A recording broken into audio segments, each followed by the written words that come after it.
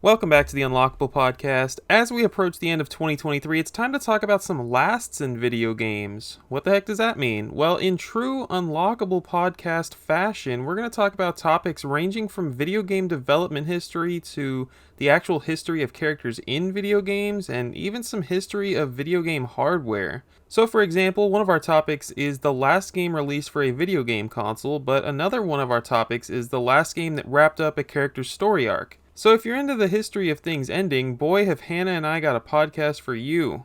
I hope you all have a Merry Christmas this season. Don't forget to rate and review the podcast, and let's get started.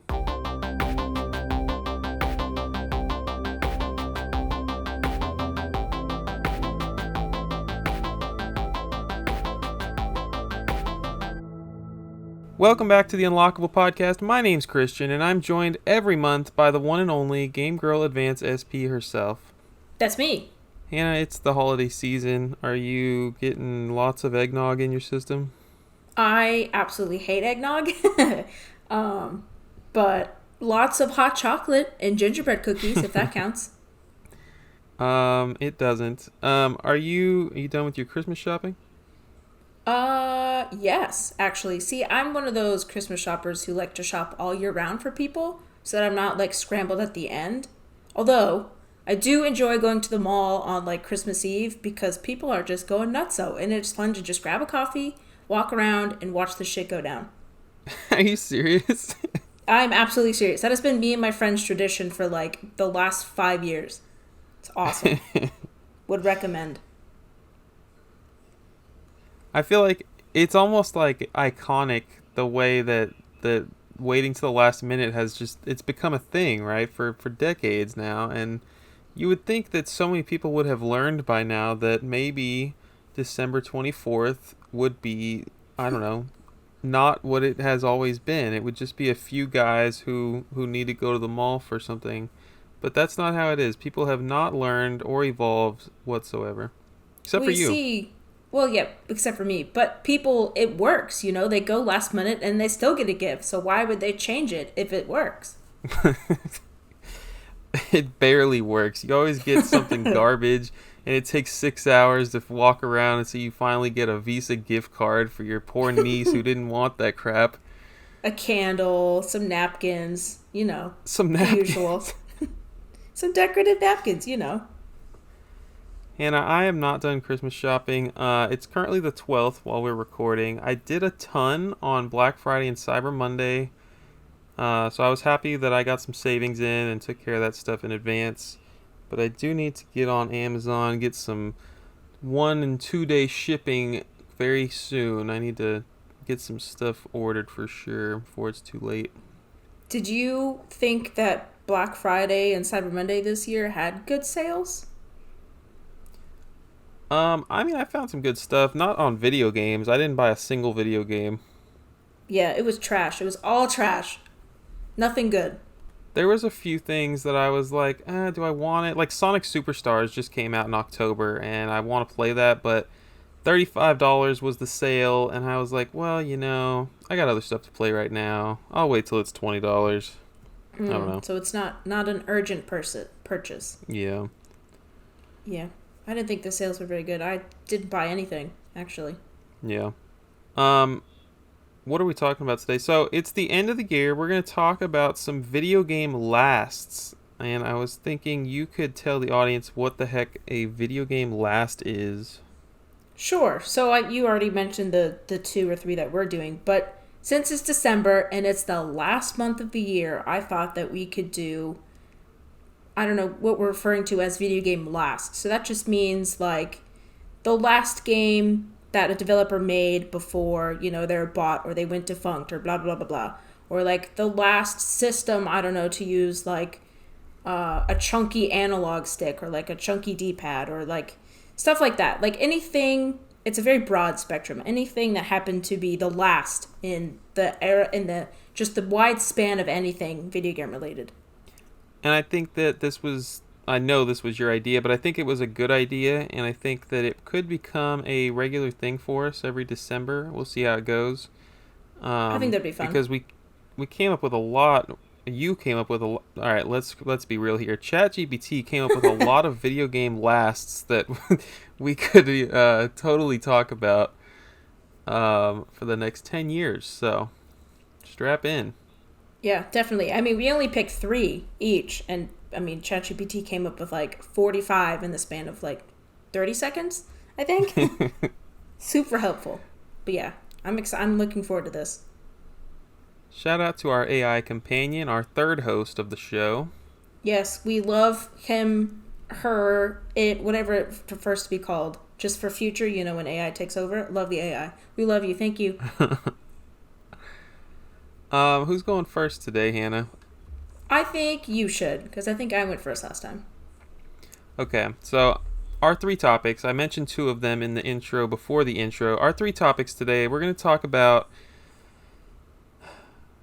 The first one is the last game in a console's lifetime. And then we're going to do the last game that wrapped up a character's story arc. And then we're talking about the final game that utilizes like a unique hardware feature from a console. So think.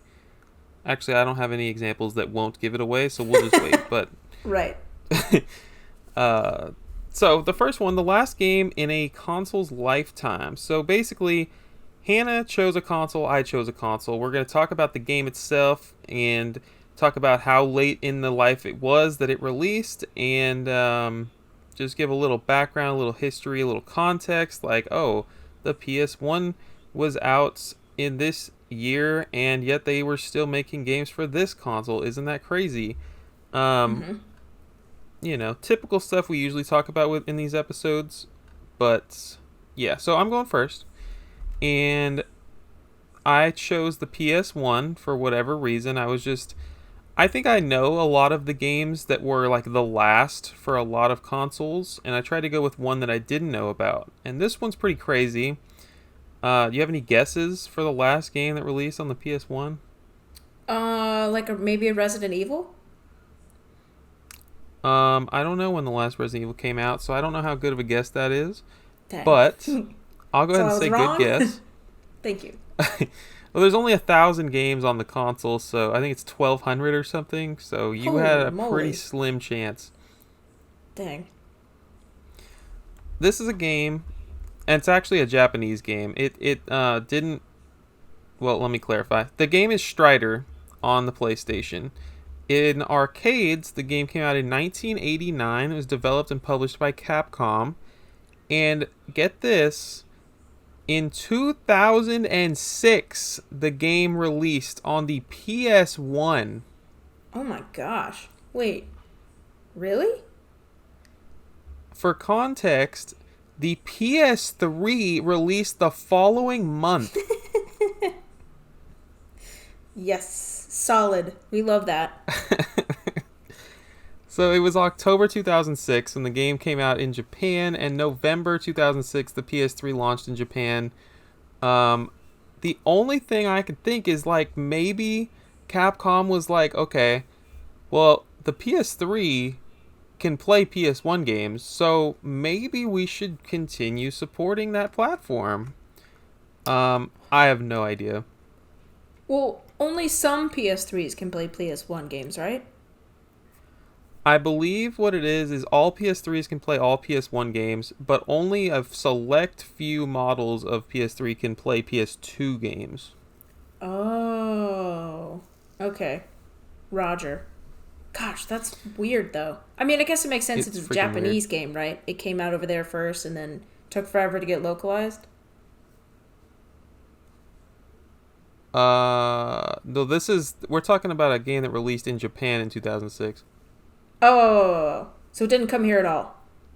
No, okay, so here's the crazy thing. It came to us in 2000 in North America. And so basically Strider 2 came out in North America. That's a PS1 game that came with 2 discs, and one disc was Strider 2 and the other disc was Strider 1, the 1989 arcade game. Yeah, the one that we're talking about here. So technically North America did get it as like this double jewel case pack 6 years prior to Japan getting it. So pretty weird. That's so backwards and opposite. It's kind of like melting my brain a little bit. I'm so glad you brought up backwards and opposite because I have a fun fact here. The two discs inside of Strider 2 in North America were actually mislabeled. So Strider 1 is on the Strider 2 disc and vice versa. Oh, that's beautiful. That truly is amazing. We love things like that. Oh my gosh. There was never like a reprint to fix it. So that's just it. That was just how they released it. Just an oopsie. Yeah. So the game itself, we can talk about that. It was cited for being a major inspiration to Ninja Gaiden, God of War, Devil May Cry, at least according to Wikipedia. The story takes place in the dystopian future of 2048, where this dude, the Grandmaster, is dictator of the entire world, as Grandmasters do. This exceptionally skilled ninja agent named Hiryu from the Strider Ninja organization is tasked with assassinating the Grandmaster. So you start in Eastern Europe, which in 2048 dystopia is a federation called Kazakh Soviet Socialist Republic. Wow. Tongue twister. The cutscenes are pretty wild because they're multilingual and they're voice acted. So I was just like watching some gameplay and I was reading the text in English for the cutscenes, but I was only comprehending some of those sentences because they're being spoken in English, Japanese, Mandarin, Spanish, Russian, and Swahili all throughout the cutscenes. Wait, like all of them at the same time? No, I'm sorry. I worded that weird. Not at the same time, but it's like one line is in English, the next line's in Mandarin, and then it's crazy. I don't. It's interesting. What was the budget for this game?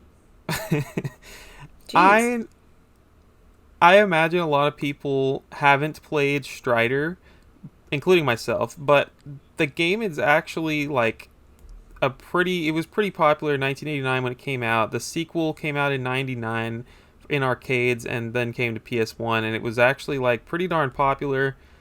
I don't know what the budget could have been for an 89 arcade game from Capcom, but I think it really kind of helps with the future dystopian setting to have all those languages present amongst random characters. I think it's pretty neat.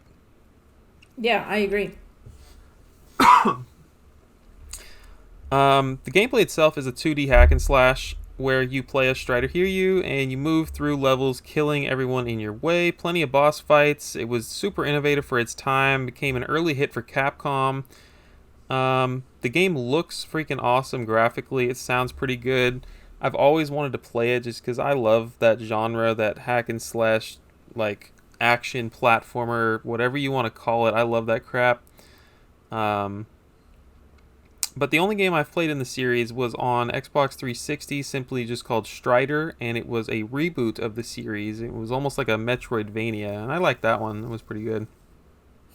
I've never heard of any of those games. That's it, though. That's Strider in a nutshell. And I just can't believe that happened in 2006. I read online that it was like 7 months after the discontinuation of the PS1's production, which blows my mind to think that PS1s were still being produced in 2006. I'm interested to see what the actual sales of the PS1 were after that. Yeah. I thought honestly. mine was bad. Mine's kind of like that too, but not that bad. Well, tell us about yours.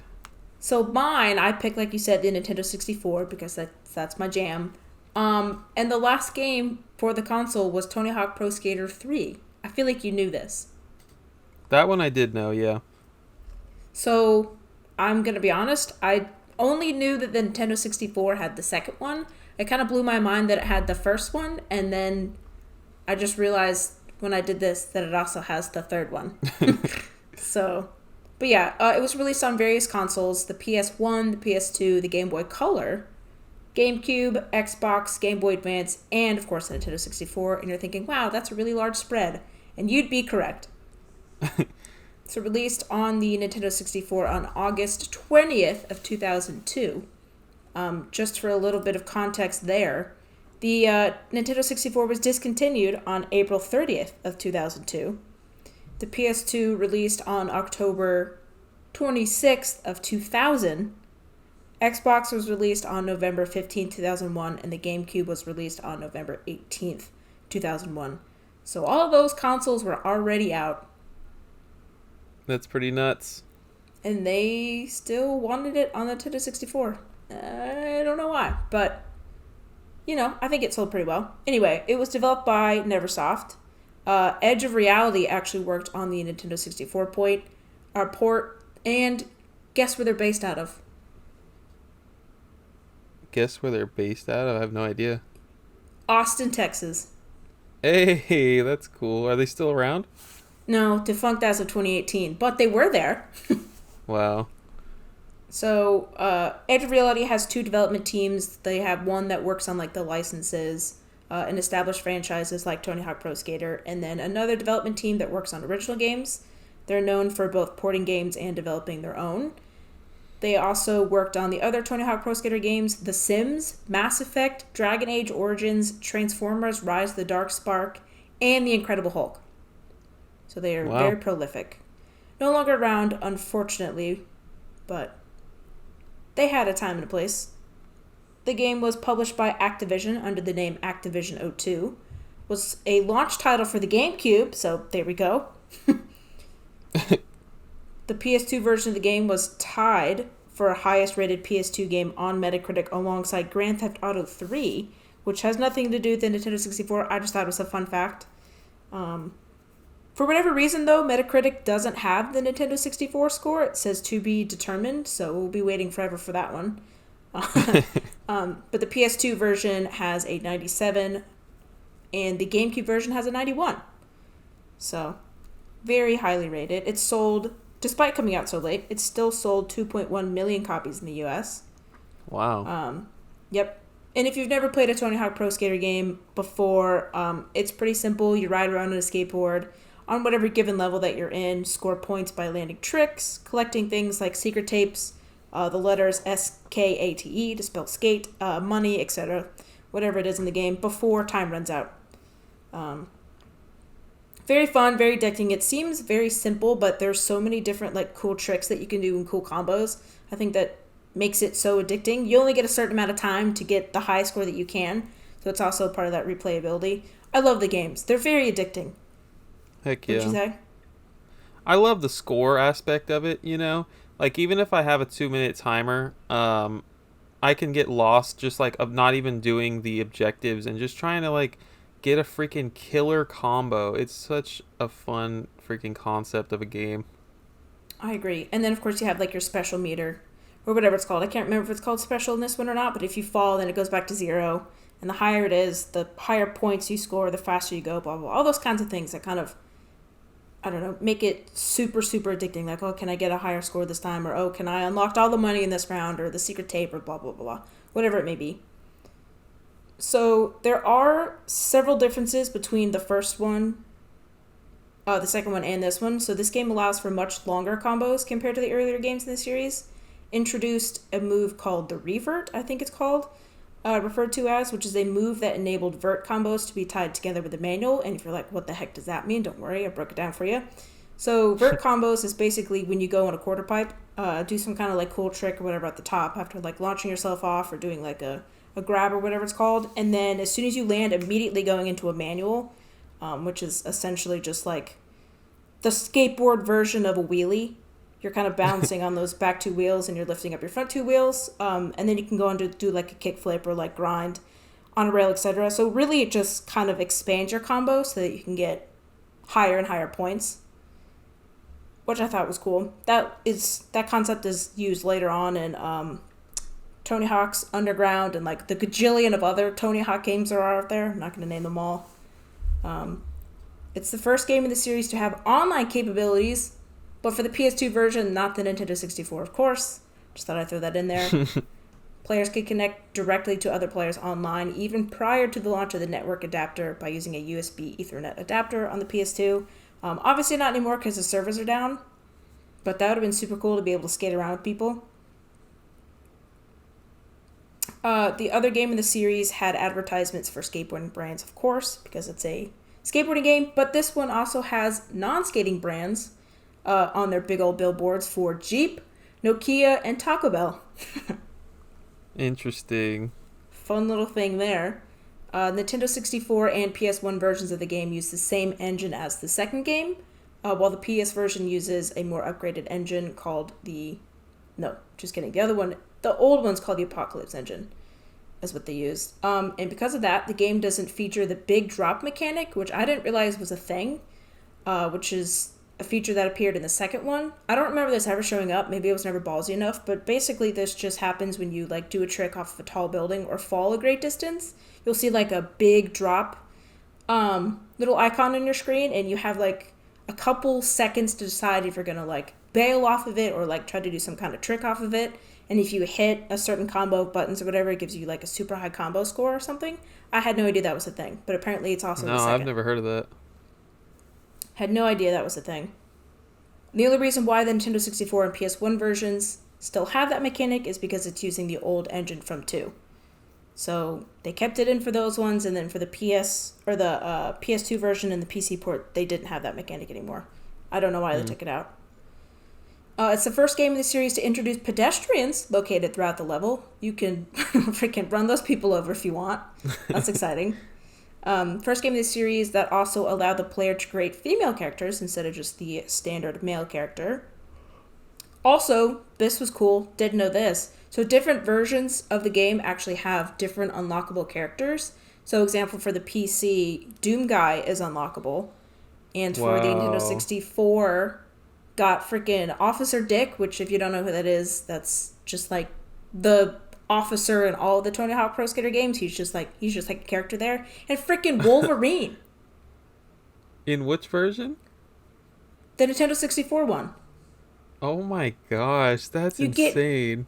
Wolverine. Okay, here's another fun fact. This is about the second one. Do you know what character's unlockable in that version? Is it Spider-Man? I've totally seen that before. Spider-Man! Yeah! I love that. I had no idea that was a thing. I didn't look up the parameters to unlock him, but isn't that freaking neato? I love it. Activision had a lot of Marvel games in that era, so that kind of makes sense. Oh. That does make sense. Huh. That's super fun. And I wonder if it is still in the remasters or ports or whatever they're called for the Switch and PS4. If the 1 and 2 retain Spider-Man or not. I would not hedge my bets on it. Because I feel like Spider-Man is now a Sony property. That's a no-no for other companies, but Wolverine might still be chill. He might still... Well, there's not a port of that one, but hey, maybe one day. Also, the different versions of the game all include... Like, they have, like, the base levels and stuff that you have, but each PC, each whatever, has different levels that you can go to. So, Nintendo 64 and the PS1 version has a thing called a downhill. The level of the downhill, which is exactly what it sounds. It's a road with, like, ramps and rails and trees on either side that's, like, sloped downwards. So, like, at the heat, you start at the top, and then you go all the way down to the bottom, and that's your time. Which is neat. Oh, wow. Yeah, that's super cool. So, that's basically all I have for that one, but I didn't know that it was there or that had all these fun things. No, that's awesome. I know that cartridge is blue, right? Yeah, so the first one is black, the second one is white, and the third one is blue. The second one is not white. I mean, it's yellow. There you go. Ugh. You know, I do that a lot too. Don't ask me for directions. I'll say right when I mean left and vice versa. It's one of those things. Yeah. But you're right. It's yellow. So have you played 3 on any console? I believe I played it on the GameCube. I own all of them, at least in one form or the other. So, like, I own a couple on the GameCube, a couple on the PS2. I don't remember which ones. I know I own all of them, but I don't know which one it is on each console. You know? Yeah. Yeah, I grew up with 2 on the N64. Loved the heck out of that game. I actually didn't have a memory card, so I spent my entire childhood trying to beat it in one sitting. You and me um, both, my friend. That was are us you as well. serious? Yeah, you have no idea how long the Nintendo 64 would stay on. It was running like 48 hours, weeks at a time. It's crazy. I did finally beat that game when the remasters came out on modern consoles, along with the first one, which I had never played, but I never did beat it on N64. Yeah, I didn't either. I certainly put enough hours in to play it, but every time we had to restart, so that's no Yeah, fun. But I wonder if 3 and absolute. 4 will see a remaster or a remake or whatever it's called. I mean, You because the would first think two so, sold man. well. Very well. I don't know. All We right, shall let's see. talk about some characters and their story arcs. Hmm. This was actually not as hard for me as I thought it was going to be. I originally wrote down, spitballing ideas, I wrote down Castlevania, and I realized that I actually don't. I've never cared about the story of Castlevania. Right. um, 12 games in, I've never known who the characters are, barely. I That love is the so anime. sad. That's so Yeah, sad, it dude. is. I love the anime or whatever it's called, the cartoon on Netflix. It's awesome. And I love that Cartoon. story. Come on now. But okay, I don't know what is classified as anime. Some people say that it has to be made in Japan, and this is definitely like something that's made in Austin, Texas, so I have no idea. I think that's not for this podcast to debate, but I would say it's an anime. It's not going to be a debate for me. You are the expert here. Well, I mean, that's saying that JRPGs have to be made in Japan. I don't think so. Maybe back in the day when they were first started, but I Hmm. think American developers or Australian developers or, Chinese developers can make Japanese RPGs Yeah, because it's a style now instead of like a place. But I don't know, not for us to debate. that's a good point. I went with a game I've played over the course of the last 5 years, a series I've played through over the last 5 years called Red Dead Redemption. Ooh. Um, and so the first game, PS3 and 360. The second game was on PS4 and Xbox One. So I'm gonna kind of talk about the overarching story without giving any not like too many spoilers. I'm not gonna spoil the end of the games or anything, but Thank you. Red Dead Please don't. Red Dead 1 starts you with you're playing as John Marston. The game takes place in the Wild West in 1911. John is a retired outlaw who is blackmailed by these American lawmen. They're pretty much telling him to do whatever they ask of him in exchange for his wife and son, who they're like holding hostage, ransom, whatever you want to call it. Mm-hmm. Um, they know all about his past and what he used to do. He was in a gang, um, true outlaw, and they use all the information they have on him to control him, and along with the fact that his family is being held hostage, all that. Um, so you're tasked with finding various criminals and either killing them or taking them to prison throughout the game, and that's the main story. But your last task as John Marston is to hunt down a man named Dutch Vanderland, who happens to be the former leader of the outlaw gang that John Marston used to be a part of. Oof. A large part of the game revolves around the mission of hunting Dutch down, and you learn a lot about him before some crazy stuff goes down that I'm not going to spoil. And after that, you'd expect the game to be over, but you actually get another portion of the game where John gets reunited with his family for a bit, and the story builds even further as you get to learn about his family, and then some even more crazy stuff goes down. That I'm going to leave it at that. That's exciting. I didn't know that. I I definitely played Red Dead 2 first. So that game, Red Dead 2, is actually a prequel to Red Dead 1, so that kind of worked out in my favor. Um, And to take it even further, I went back and played Red Dead Revolver, but that one isn't connected aside from a few Easter eggs. That's just an old PS2 and Xbox game that really has nothing to do with the Red Dead Redemption series. Huh. Well, that's confusing. But we're not going to go into Red Dead Revolver. We are going to go into Red Dead 2 now. The game also takes place in the American West. It's in 1899, 12 years prior to the first game. You start out meeting Dutch, Hosea, and your main character, Arthur Morgan. You're in a gang with these men and several other people, and you quickly find out that while several of them are cold-blooded killers, they're really just all one big family. Early in the game, you get to go rescue John Marston, the main character of the previous game, who had been lost and injured while out hunting for supplies for the gang. Dutch is the leader of the gang, as we learned in the first game, and we find out he's been a father figure to Arthur ever since he joined the gang, which was at a very young age, apparently. It's clear that the gang has been together a while, like 15, 20 years at this point. There are tons of things that happen in Red Dead 2, and I would highly recommend this game for the story's sake by itself. I'm not going to go into the details, but you spend the game getting to know everyone in the game, including John Marston and his family. It's really incredible to see them build upon the story of the first game, almost like they had planned to make a prequel all along. I think, like, when you see it happen in movies, it's pretty incredible, but to make it happen in a video game, just to make it feel like this prequel was planned all along, and the games were 15 years apart or something crazy in development. Whoa. Like, it's crazy to think that they had that planned out, or they at least gave the illusion that it was all planned that way.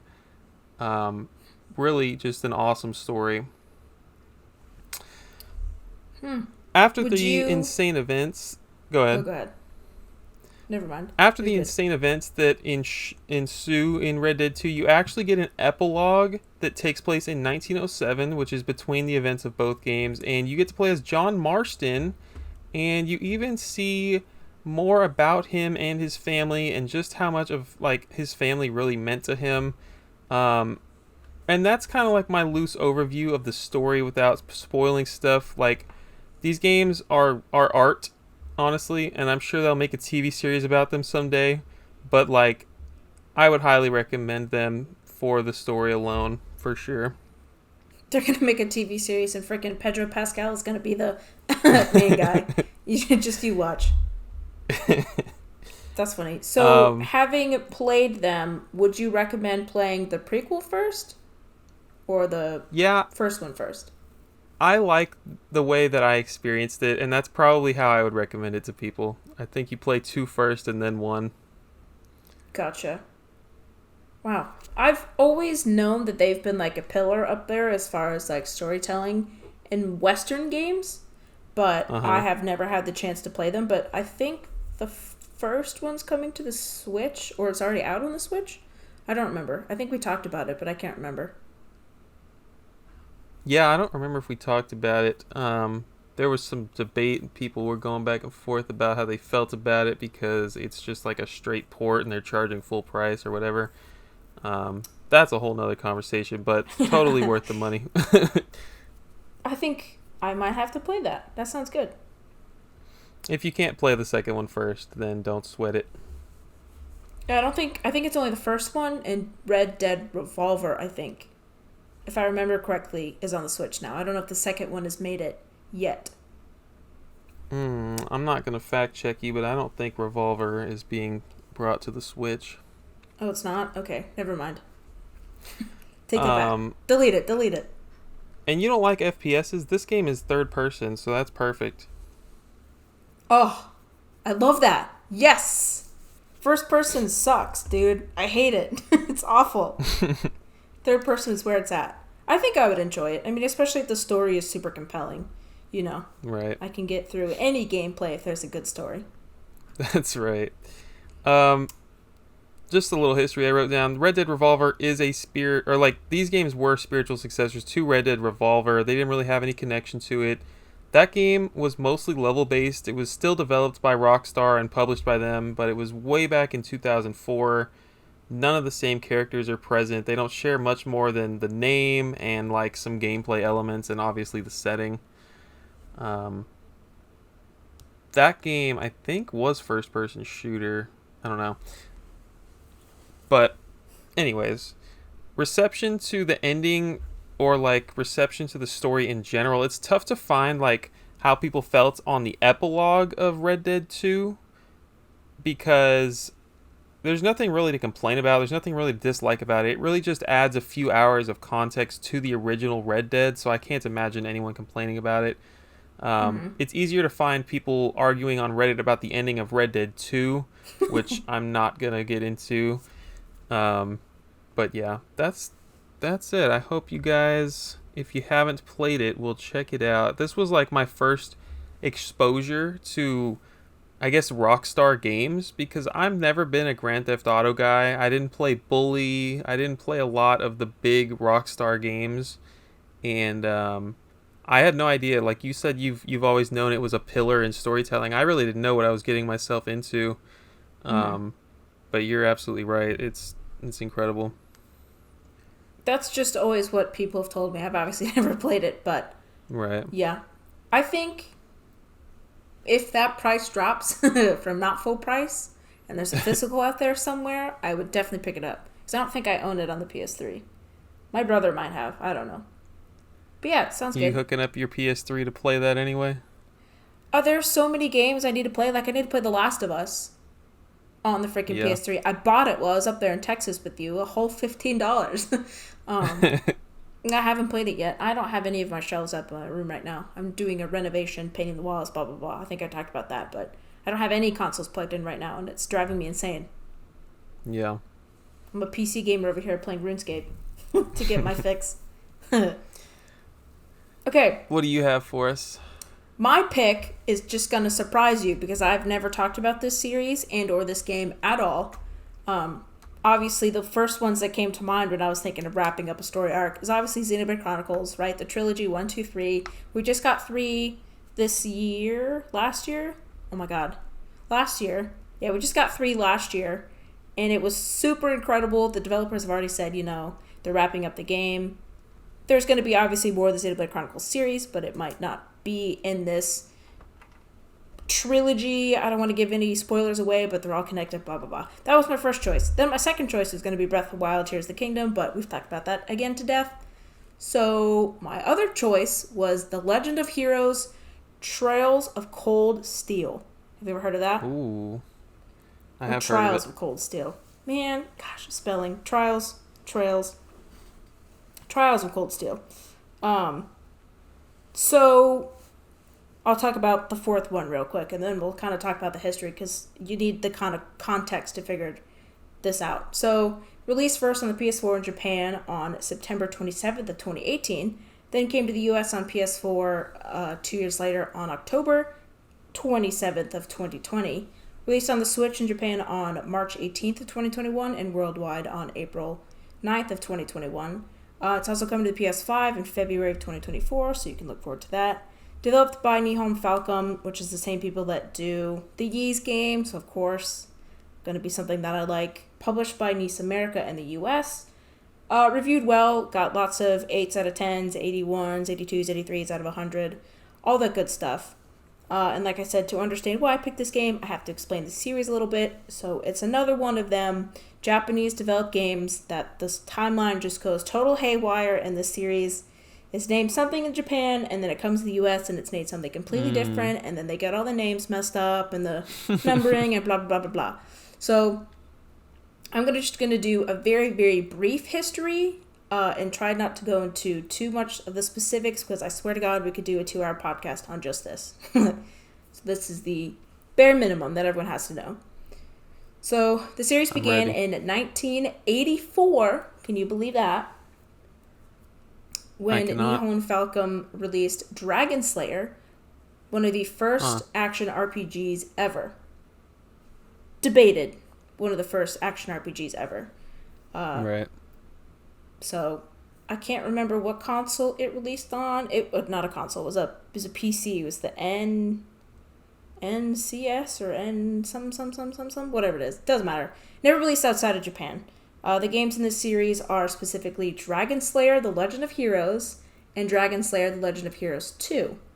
And you'll see why that gets confusing here in a second. So the series would go on to drop the Dragon Slayer moniker and just be called the Legend of Heroes series. Okay. And then the Dragon Slayer also went on to be called a sub-series of the Legend of Heroes series. So just to back that up real quick, it was called Dragon Slayer, The Legend of Heroes, and then now the Legend of Heroes moniker, that's the whole series title, and Dragon Slayer is just one sub-series of said title. Does that make sense? Huh. Yeah. Okay. So the next games in the series are part of the GOGARF sub-series, and if you want to know how that's spelled, it's GAGHARV, GOGARF, whatever that means. Anyway, so it's a Legend of Heroes 2, Prophecy of the Moonlight Witch, Legend of Heroes, A Tear or Tear of Vermilion, and the Legend of Heroes, Song of the Ocean. That's another sub-series, the Gargov sub-series. Then I've never even heard of those. Yeah, me either. And that's one of those occasions where the name kind of got confusing when it was translated from Japanese to English. Technically, I think it's the third in the Dragon Slayer series over there in Japan, but it's called something else over here, and blah, blah, blah. Like I said, doesn't matter. So then the third sub-series is called the Trial series, and that includes, in that sub-series, there are several different story arcs that are all kind of interconnected and take place within the same timeline, but like follow different groups of people. Those different arcs inside of this Trial sub-series of the main series, The Legend of Heroes, right, is Trials to the Sky, Trials to and Trials from, Boundless Trials, which is a spin-off, Trials of Cold Steel, which is the one that I'm going to be talking about, and then Trials Through Daybreak. So, in typical RPG style, there are different, like, random prequels thrown in here, and then there's some games have crossovers with other games and other stories, and then, of course, there are, like, a gajillion different epilogues that, like, predate this series, but then it also is in this series, blah, blah, blah, blah. Like I said, not going to worry about that. As an outsider, that kind of stuff freaks you out, and, like, it's what's the word? It's intimidating. Yes. But, like, as someone who appreciates the series, that's the kind of stuff that you live for. Like, you love digging into stuff like that. Oh, dude, I love it. And the thing is, when I first started playing this, which was several years ago, I was in that, I think I've talked about this before, the Zelda drought, where I was just kind of looking for action adventure games that kind of fill that slot. This was one of the ones that I bought on PS3, so I bought the first Trials of Cold Steel. And it was fun, I enjoyed it. It is turn-based combat, which I didn't really love so much. But the story and the world was just kind of so compelling that I kind of suffered through it. I say suffer, but obviously it wasn't that bad. And then I was like, well, this series is really awesome. Let me, break into it. And then I realized how many freaking games there were. And at that point, I had not been into the Yi series. I had not, delved deep into lore of a lot of games, so it was very intimidating, which is why I didn't continue. But now after researching about it again, I was like, this is awesome. And this was 10 years ago, so this was 6 releases ago of video games, and now it's even worse. But I think now I have sort of a feel for how these weird series kind of go. So I think I'm less intimidated now.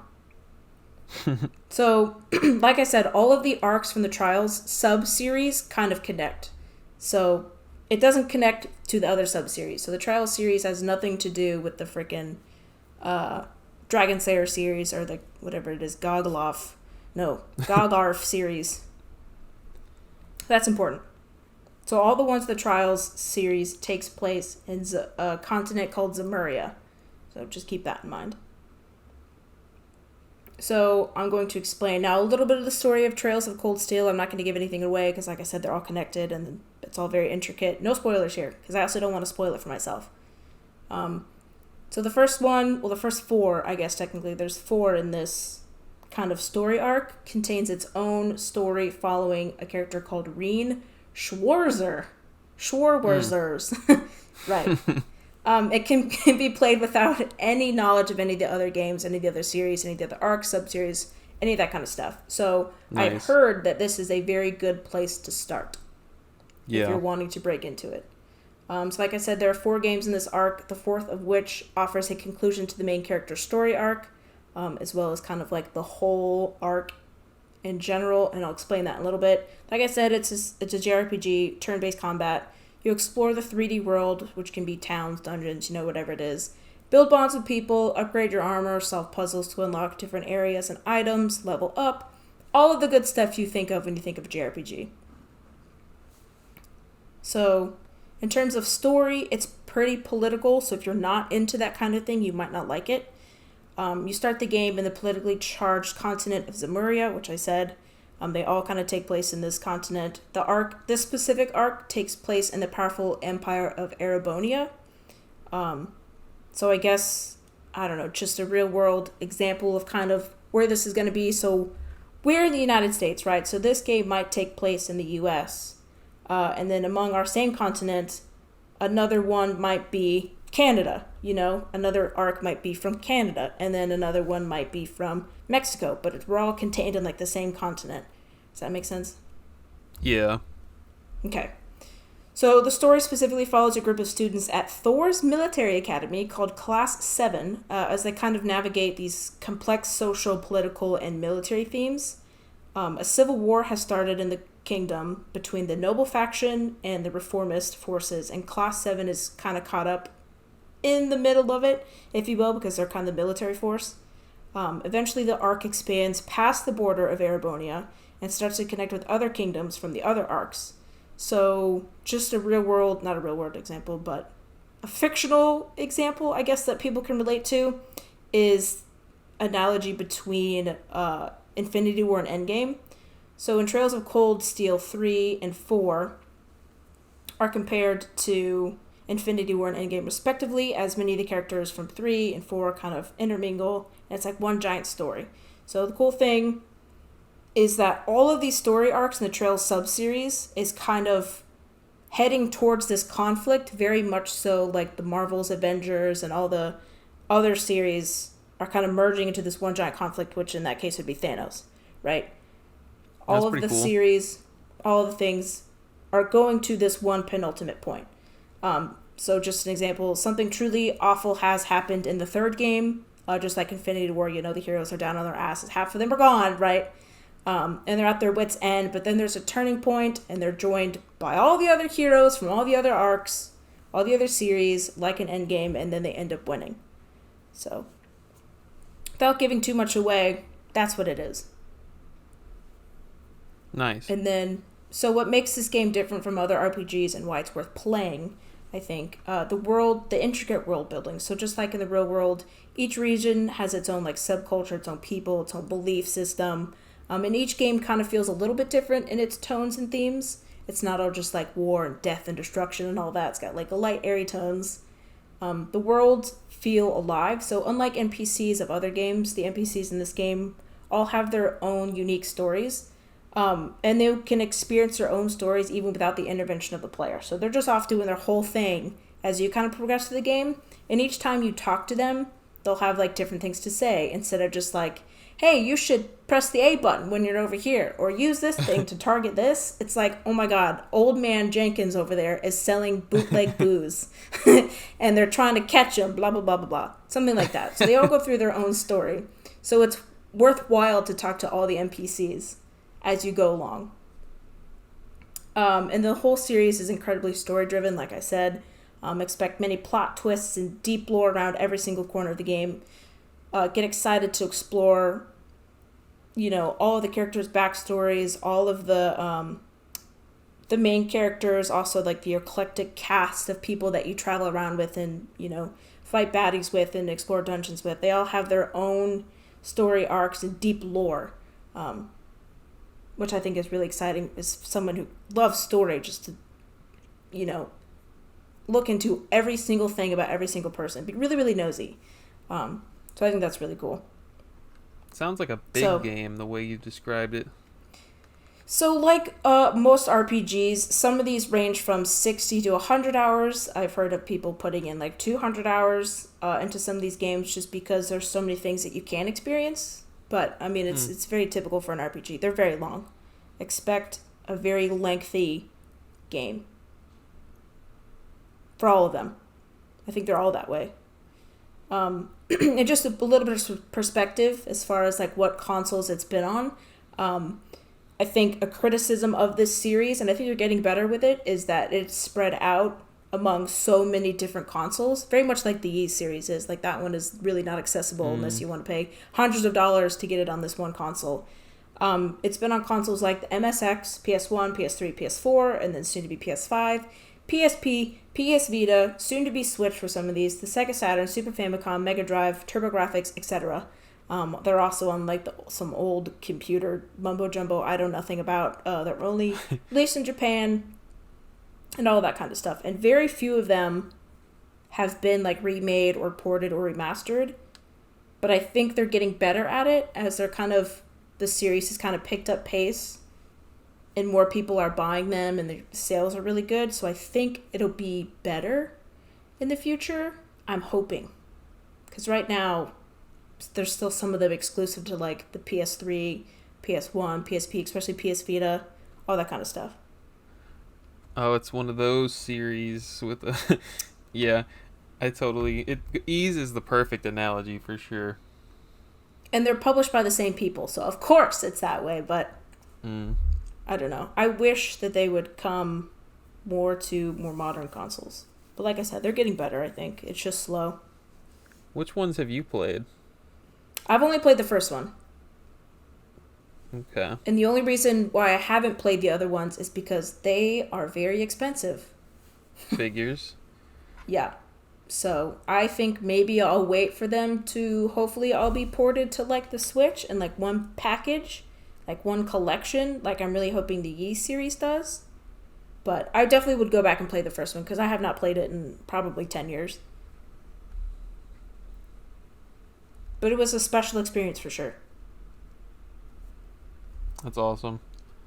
Yeah, I definitely have seen that series around, but the Trails of Cold Steel one is the one that I feel like I'm most familiar with that name of all of them. Yeah, and I think the newest one they're doing is Through Daybreak, I think, and that one just released a couple years ago. So they've moved on from the Trails of Cold Steel one. That arc is finished. So it had 1, 2, 3, 4, and now it's done. I mean, I'm not saying that those characters might not pop up in another one, but as far as Ren's story goes, he's gone. He's done, I think. Nice. Yep. All right, time for our third one. I believe it is the last game released for a Nintendo console that used a unique feature from the console, and I didn't want to spoil it earlier. Yep. So to explain this one a little bit further, I'm going to be using the Wii U as mine for this one, and specifically, I'm going to be talking about how... we wanted to figure out what the last game was that utilized, for example, the gamepad on the Wii U. So that's mine. Hannah chose a different console, and she's going to talk about something like that. But, yeah. So for my one here, the Wii U gamepad, the final game to use it, also happens to be the final game that released for the console altogether, which is pretty neat. Ooh, that's convenient for you. Yeah, it is. I mean, I could have killed two birds with one stone here, but I didn't. Wow. This game is called Silver Falls White Inside Its Umbra. Does that sound familiar at all? No.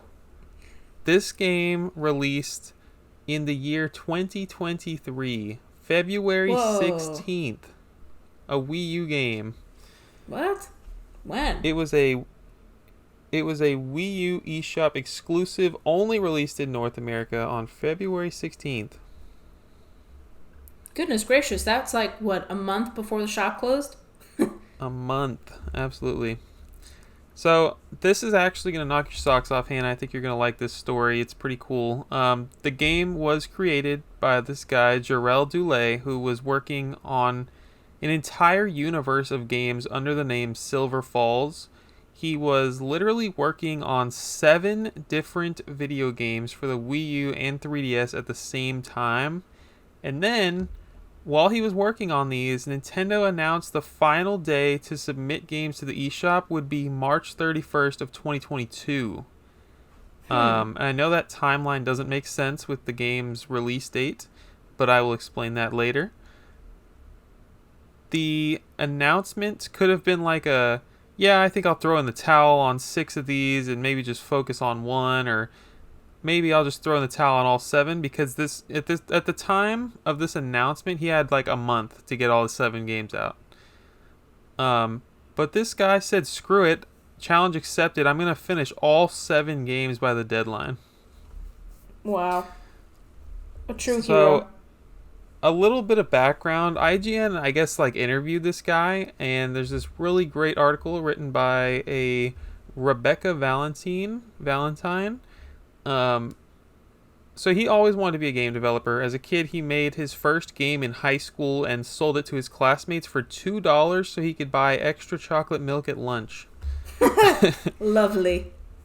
Went to college in Australia for software development. His first commercial game was a mobile game called Animelee. It's like animals fighting, Animelee. That's funny.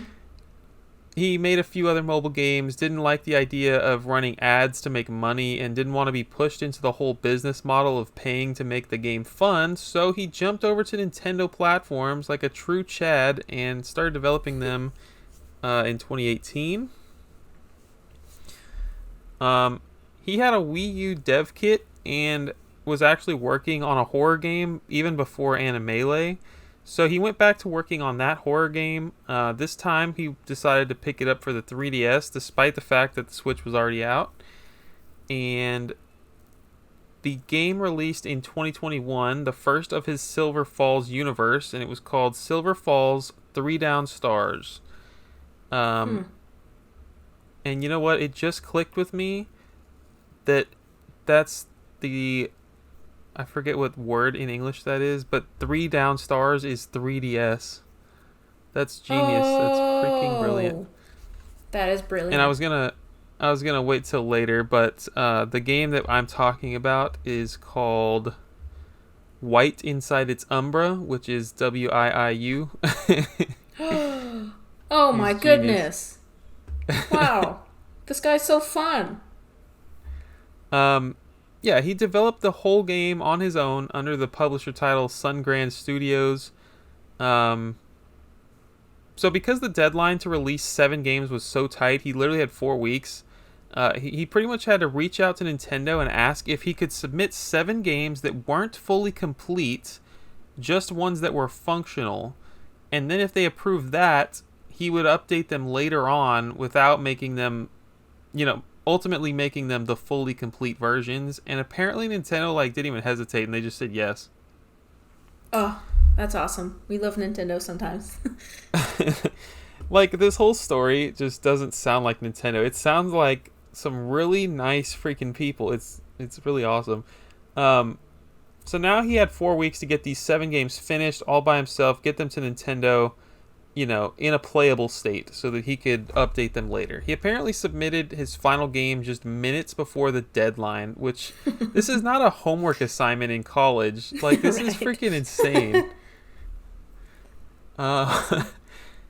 2 of his 7 games ended up not working right on original 3DS hardware, and Nintendo literally stepped in to help this man and made them new 3DS hardware exclusives on the eShop.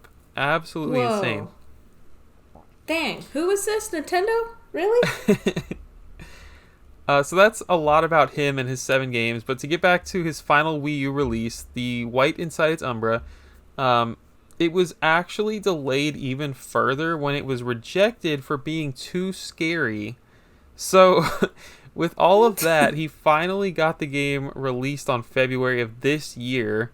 Just like Hannah said, a month before the eShop closed. Gameplay is so freaking cool. I am very upset that I didn't know about this game before the eShop shut down.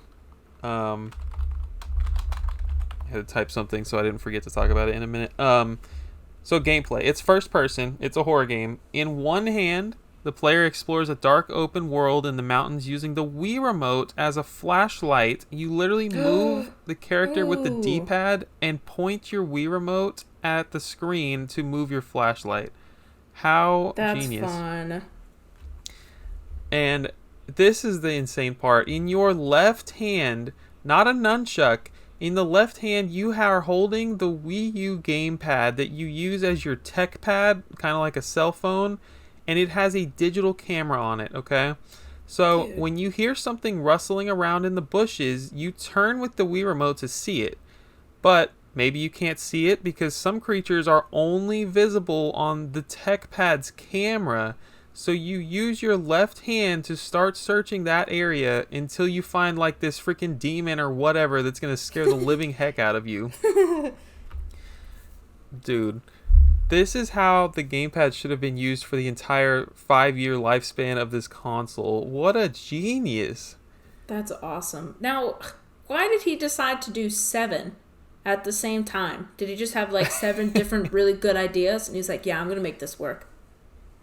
He wasn't I don't know. So he really wanted to build this whole Silver Falls universe, and I think that he was just kind of getting stuck on one project and he would move on to the next one, and I don't know how he did it 7 times, but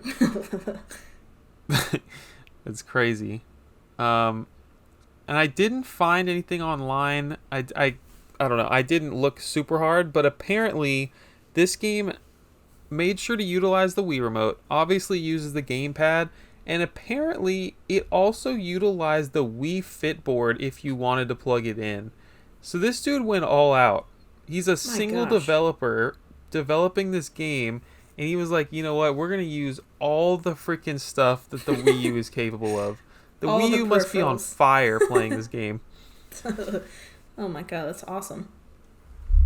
I'm so mad that I didn't get this. I'm so mad I didn't know about this. Like, I'll literally never get to play this game now. Yeah, well, yeah, that is sad. Especially not the way that he intended it. Even if he does move it to the Switch, Right. where modern consoles, you'll never be able to stand on the frickin' whatever it is Wii Fit board and use the camera on the Wii U. Dang. The dude is so motivated and just, he's so into, he seems to love his life and love like making this stuff. I can't imagine that this single indie developer is making a bunch of money off of these games for hardware. You can't even buy them anymore, for one. He started porting them to Switch and even making new games on Switch under the Silver Falls title. Like, he's porting some of those 7, but he obviously isn't porting this game, White in its Umbra, to the Switch for obvious That's reasons. sad. Yeah, but I went and I watched one of his YouTube videos. This dude is literally, he's doing it all. He's the freaking social media guy. He's the developer. Like, he's doing so freaking much. And I watched one of his YouTube videos on the development of this game, and he mentions that he has a full Silver Falls novel on his website that you can read for free, and that he planned on releasing physical copies of the novel. Oh my gosh. So he's a prolific author as well. Is a freaking passion project. He mentioned something about, like, if you connect the Wii U game to, any of these 5 3DS Silver Falls games, then it'll unlock a new character in the Wii U game, and then you can experience their story.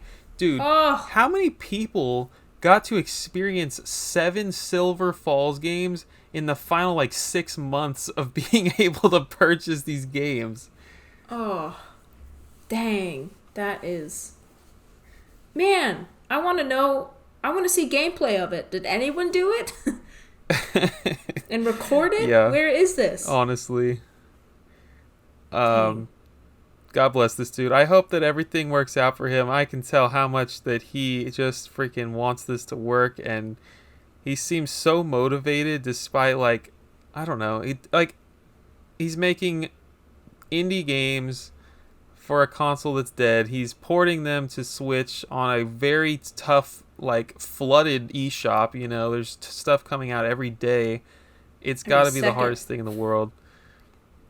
Yeah. It's funny. I did not know that there was one on Wii U, but I did know that there were ones on 3DS. So actually, before the Nintendo, or after, I guess it was after Nintendo announced that they were shutting down the eShop, he was giving away free, like, tickets to redeem Oh it wow. so that people could get it. And someone on Instagram messaged me about it. He was like, hey, if you message this guy, I think it was through Discord or blah, blah, blah, blah, blah, you know, you can get a free voucher, a free ticket, or a couple free tickets for all these free games. And I never did because I was like, I don't need these, or, you know, whatever. I don't want to be on Discord, blah, blah, blah, blah. But he Yeah. he was literally giving thousands away of download tickets and Thousands. download codes. And he's like, here, please just experience this before it goes away. And I think, I don't know, I think maybe he ran out eventually because when people tried to do it, they were out. But he was like, please, just somebody experience this before it's gone. It Anybody. sounds like, as passionate as he is, I'm so glad that Nintendo decided to like step in and help this man like multiple different times. Like somebody over there at Nintendo must have just seen the love that he had for these projects and just really wanted to help him. That's really cool. Yeah, I wish maybe he would have reached out earlier. And then we could have gotten these for more than a couple days, you know? So I don't know the status of these 7 games. Like I'm hoping they're all complete now, that he's had time to update some of them or all of them. But I didn't do more research. But that freaking Wii U game sounds so unique and so cool. And we'll never get to experience it. Yeah. So let that one sink in.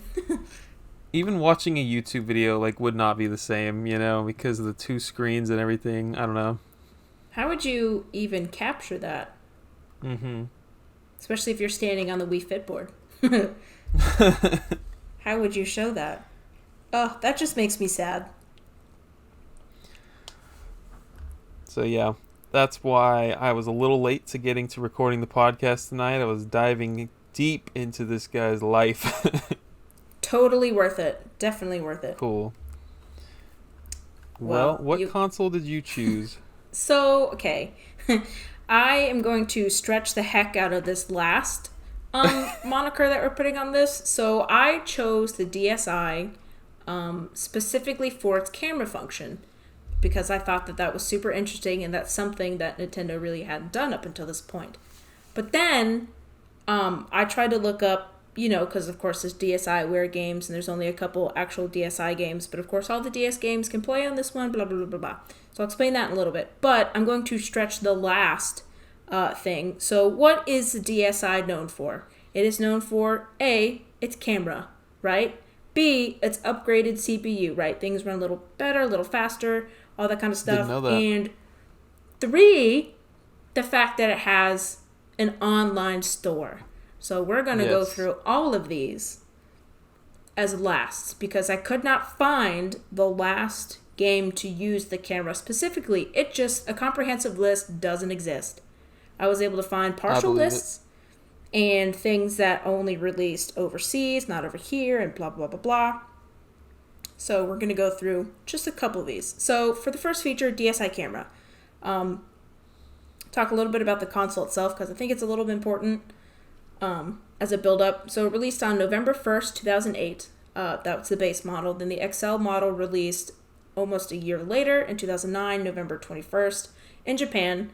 And then over here in the US, the base model released on April 5th, 2009, and the XL released on March 28th, 2010. The main rival, of course, at the time was a PSP. It's very similar to the DS Lite in terms of size, but it is a little bit slimmer. And the screens are a little bit bigger, a little bit better. It no longer has the Game Boy Advance slot, so therefore is no longer backwards compatible with the Game Boy Advance, which is something... The one downfall. That is obviously a negative, but Nintendo had to take it out so that this console's slimmer. It wasn't so bulky, but still had the durability for the little kids dropping it and stuff, you know? And because of that, it plays all of the DSi games, of course, and all the DS Lite games, except the ones that need the Game Boy Advance slot. So I think there's some that do, like, the Rumble or like they have a save feature or something like that on the Game Boy Advance. So they don't work on the DSi, obviously. So the console has two cameras, one on the top side of the lid, and the other on the little hinge between the two screens when you open it up, that faces you. Connects to the internet, has an online store, which I said, supports internal and external content storage. Sold about 41 million units. That includes both the DSi and the DSi XL units in its lifetime. DSi XL, of course, had all the same features as the regular base DSi, but of course it was bigger, very similar to how the 3DS XL is. It's big, bulkier, bigger screens, all that kind of stuff. Now there are only 5 physical games that I could tell on the DSi, but there are over 600, probably more. I didn't add up all the different regions, non-physical ones, like digital ones, distributed through the storefront. That is a lot of games to go through to see if they use a camera or not, and a lot of them aren't even specific about whether it uses a camera or not. So I texted you, I was like, dude, I don't know what to do with this. There are just so many. And you said you should pick a different one, and I was like, you know what? That's probably a good idea. So I was like, you know what? I'll decide to do the 3DS feature, or the 3D feature on the 3DS. And, well, you know what? It's about the same way. There's not a huge comprehensive list of all the games that use the 3D feature on the 3DS. So I was back to square one. I was like, you know what? I already did a lot of research on this. We're just going to stick with the ones that I have, even if it's not right. Because it is interesting, I suppose. I thought all 3DS games could use the 3D. Well, no. They have to be, specifically integrated into the games, I think. And even then, most of the time, it's not even, anything to do with anything. You just flip the freaking 3D thing on, and it looks a little 3D. It's not even, actually integrated into the gameplay. Yeah, I've only ever played one game that had it matter, and it was Mario 3D Land.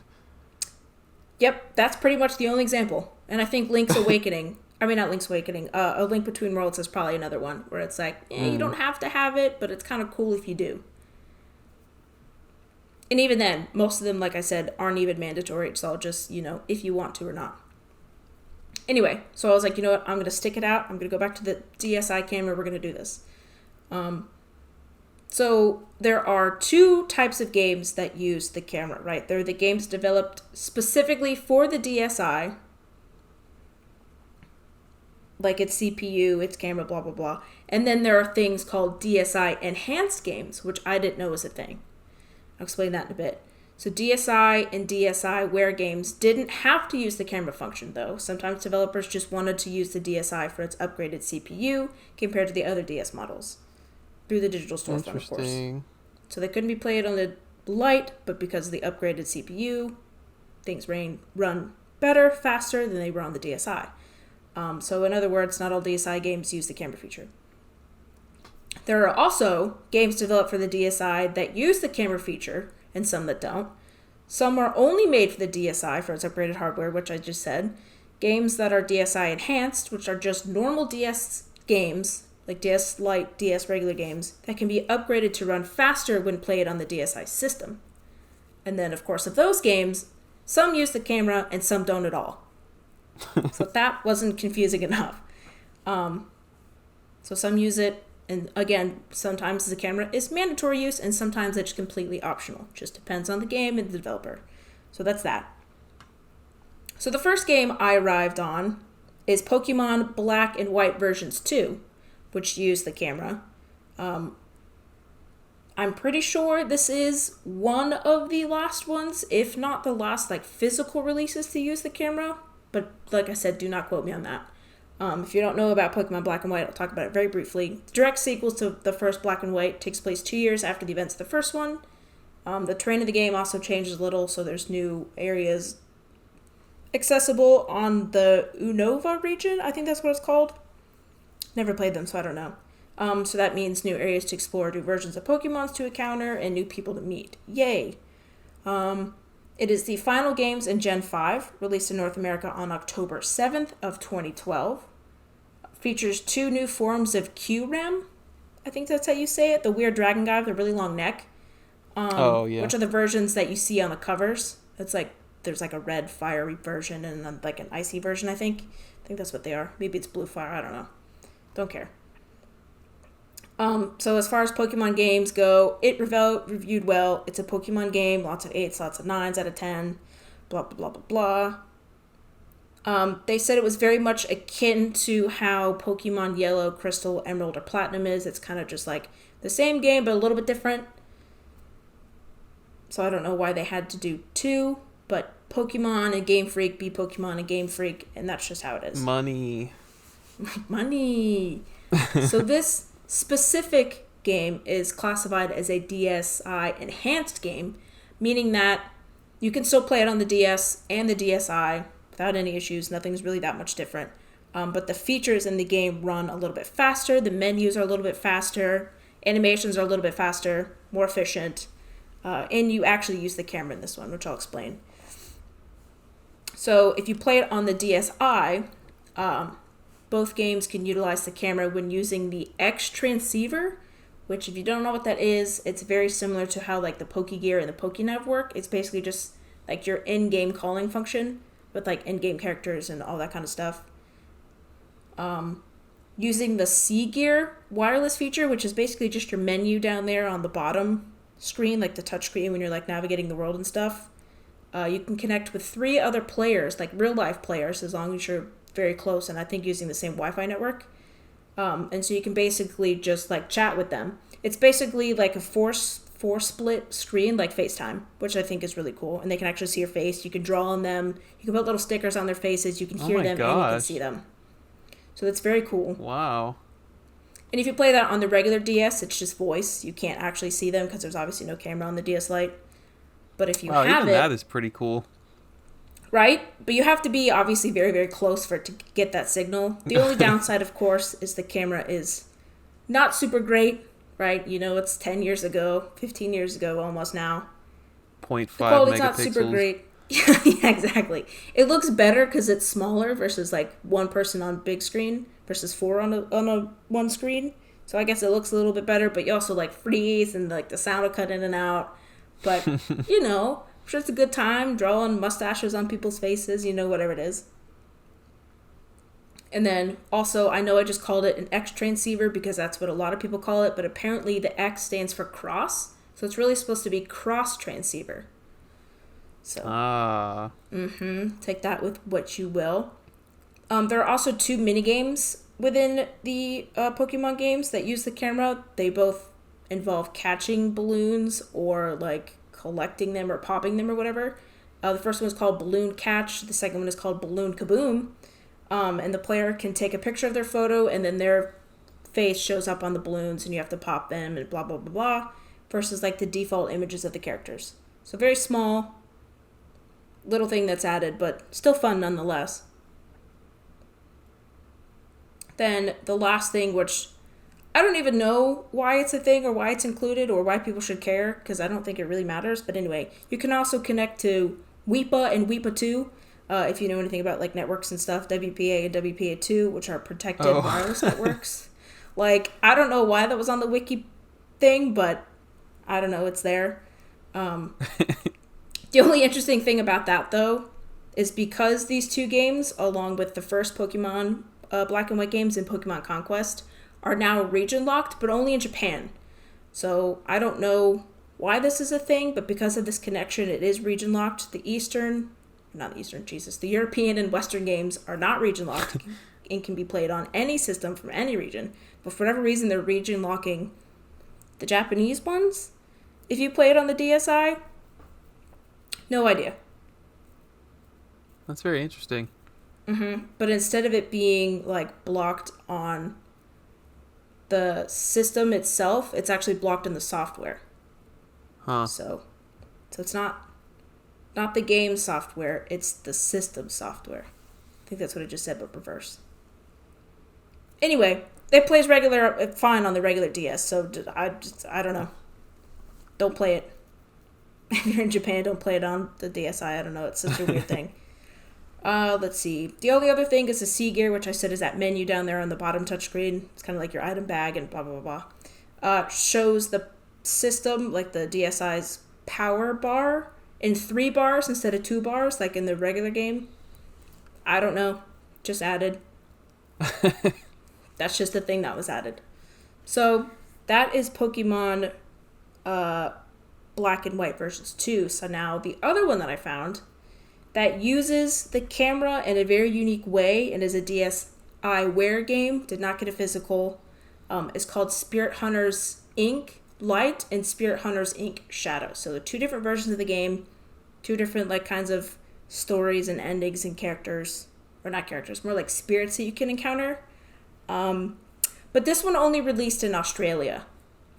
So didn't come over here in the US or Japan or Europe, but just specifically Australia. So it was published by No. That's the studio's name. NNOOO, No Studios. Heck yeah. It is one of the last DSiWare games ever published in Australia. Looks like it's the 10th from the last in Australia. And the other 9 were No as well. Yeah. I don't know what they were. But if you look at the last, well, I have it later on. But the last, like, 20 games for the DSiWare were all part of one specific series. And I didn't write it down, which I should have.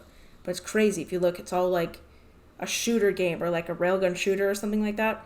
Or shmup or something like that. It's very interesting. Anyway, released on November 22nd of 2012 in Australia. The gameplay for this one actually looks kind of cool, though, but also kind of primitive. So think like Pokemon Go, how you experience that game, but think like not as good, and like if Pokemon were little spirits and instead of throwing Pokeballs, you like actually battle them instead of just like pelting them with Pokeballs. So just have that. Yes, having that in your mind. So the game uses the DSi camera, the back one, the one that's on the front cover, and it shows you in real time, like your surrounding, and then it kind of augments the little spirits, has like little flames and stuff, in front of what you're standing in front of, if that makes sense. So it's very much like AR. Incredible. It's very, very primitive looking AR. It's like, again, very similar to Pokemon. So you're holding your DSi, right, in your hands, and you're kind of moving around your environment, and it changes with you because it's real time. And you can see like they're little flames until you click on them, and then they turn into spirits. But you can see the little flames as you kind of like move your DSi around the environment. So you turn around, you're spinning all around, up and down, blah, blah, blah. Very much like kind of having a VR headset. How it feels like having that on. Like you can change in your environment and look around. So that's really neat. And then you click on them, the little flames, and then they turn into spirits. And then you can fight the spirits with, at the very bottom of the touchscreen screen, there's like different moves indicated by like little boxes.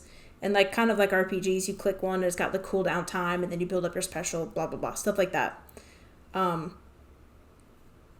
That's really cool. And then you can actually take a picture of your face using the front camera on the DSi, and then you can put that face like as your little avatar. So every time you click on a spirit to battle them, it has your little avatar and then versus, and then the little spirit guy that you're getting. And there's tons of different spirits. I believe the 2 different games, both the light and the shadow, have different spirits. So you can actually play both versions if you want and get a different ending, different spirits and whatnot.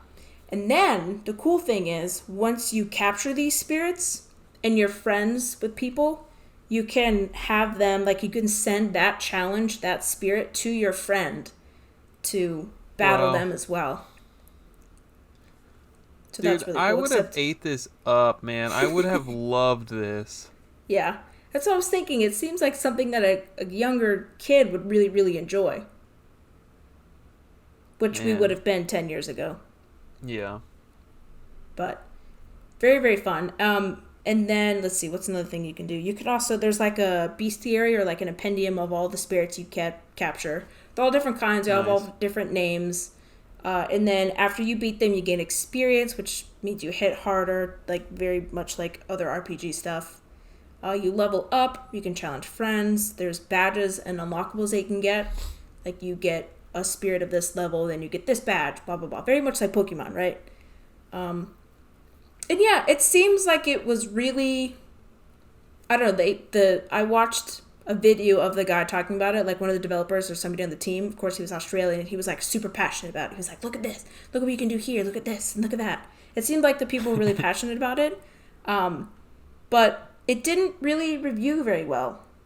It got like average reviews, like 5 out of 10s. I think Nintendo Life gave it a 5 out of 10. I know.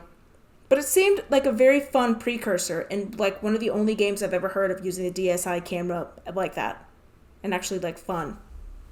Did you say it was a digital release? Yeah, it was a DSiWare only game. Man, if I could like go buy that on eBay just to have physically, I would so love that. That's so cool, man. Yeah. I also thought that was really fun, so I figured it was worth mentioning because I've never heard of it. I'm sure 99.9% of people who are listening to this have never heard of it. So, that was cool. So, I have one more thing. An early precursor to Pokemon Go. Now, I don't know the history of all of the games that use a DSi camera, but I feel like this is definitely one of the examples where it's used such that it's like a thing that we still use today. Like, you know what I'm saying? Like, augmented reality is very much still a thing. Right. So I feel like if this one had just had a little longer to cook, you know, it would have been really good. Yeah. Of course, it's no longer available anymore, and I don't even know if the No publishing company's still a thing. But yeah, so what else again, you got? I stretched the last a little bit, so now I'm going to do... It technically counts as both the last game released for a console, but also like the last digital store, like the DSi digital store game. So, I don't know, take that with you will. It's very short. The last game's released by region, because Wikipedia had it. In Japan, it was Mighty Milky Way on April 30th of 2014. And in Europe, it was Crazy Chicken Director's Cut on October 24th, 2013. And that's still a game that's out. Like, I know there's one on the Switch. Oh, I totally have that game on Switch. That's hilarious. Mm-hmm. And then in Australia, it was My Aquarium 7 Oceans. And I didn't write the date down, but I know it was very soon before all the other ones. Nice. Because Australia did not get a lot of them. And then, of course, in North America, it's Crazy Train. Yeah, everyone's favorite game, Crazy Train. Not to be confused with Crazy Taxi. It has nothing to do with it. That's what I thought when you said it. Absolutely nothing to do with it, which I thought it would. It's not. And that released on January 28th of 2016. So not that long ago. Well, 7 years, but doesn't seem like that long ago. It was published by Floor 84 Studio. Don't know if they're still around. It was for the DSi and DSi XL, obviously.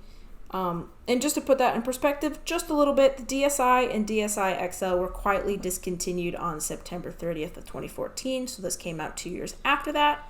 And if you didn't know, that's also just 10 days before the 3DS was released. So Nintendo will be making consoles that's 10 days. And they were still making these consoles, although it was quietly discontinued. So I feel like the date is highly contested. That is what I've read. Yeah, that makes sense. About Crazy Train, it's a puzzle game where you have to direct oncoming trains to the correct train stations. Doesn't that sound exciting? I'm not gonna lie, it sounds pretty interesting to me. Okay, I'll explain a little bit more. So the bottom screen of the DSi, right, the one that you can touch, has a bunch of tracks in various layouts. Usually it's squares, triangles, and sometimes it's like abstract. And it's... Think of like a chessboard, or a checkers board, if you will, and then the lines between all the squares are rails. They're tracks, right? And then at each intersection and each corner of said squares is an arrow. And they're all kind of pointing in different directions. And your trains will come in from left to right, top and bottom, and you have to kind of direct them to the correct stations by hitting those arrows as they're going. Like, they don't stop, they keep going. And so when they reach an area, you click it, and then it moves.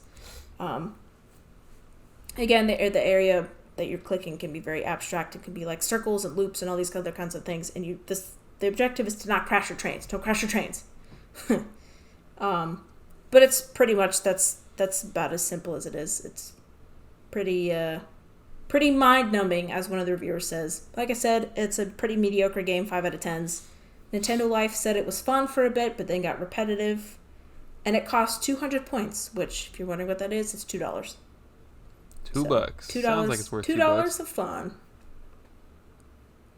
Sounds like it probably got ported to iPhone the following year. I think you're right. I think I did read something about it coming to iOS. That's funny.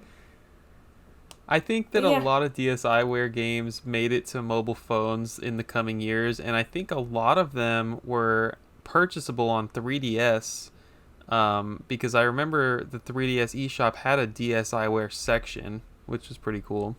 Yep, that is correct. I don't know if all of them came over, but I'm sure all the developers opted in. It was like, hey, you want your game on the next system? Yes. I don't know how many would say no. But yeah, I believe the full library, if not most of the library, was available. There's always exceptions. Not anymore, but it was.